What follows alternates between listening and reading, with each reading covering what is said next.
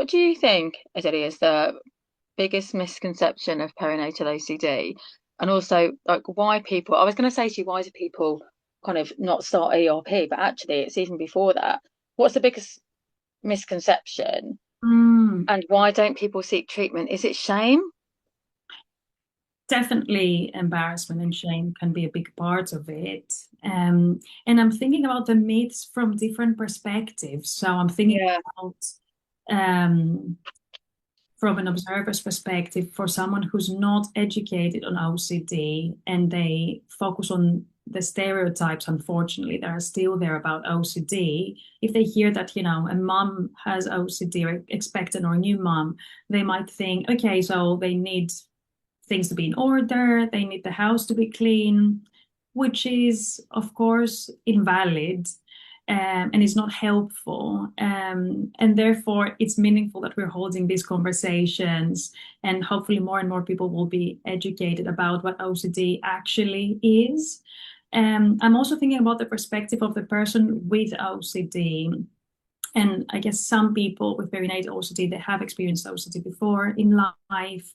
And in that case, it might lead to myths and misconceptions like, I'm an anxious person, I won't be a good mom, or I won't be a safe mom because of my intrusive thoughts. And that is also invalid because these thoughts, as we said before, indicate how much someone cares and how responsible they want to be and um, how much their values are quite loud for them and clear for them.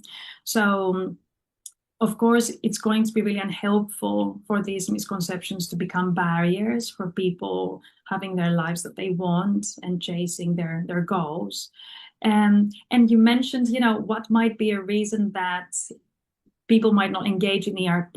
And I'm thinking that in therapy, sometimes we start discovering as part of the therapeutic process some positive beliefs about the OCD. So a lot of people that I've worked with say, but the OCD keeps me safe. It feels like a good friend at times. When they want to when they try to challenge it, that thought tends to actually come up for them, that the OCD is a good friend, it keeps you safe. What if you follow treatment and you become a very careless, irresponsible person? Of course, that's the voice of OCD that latches onto the person and their values. But it becomes important for therapy to focus on these positive beliefs about the OCD and try to look at them by focusing on the evidence rather than how things feel. And that's a distinction that we often make.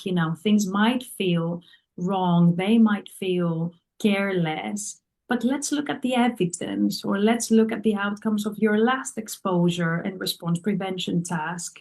What do these experiences teach us?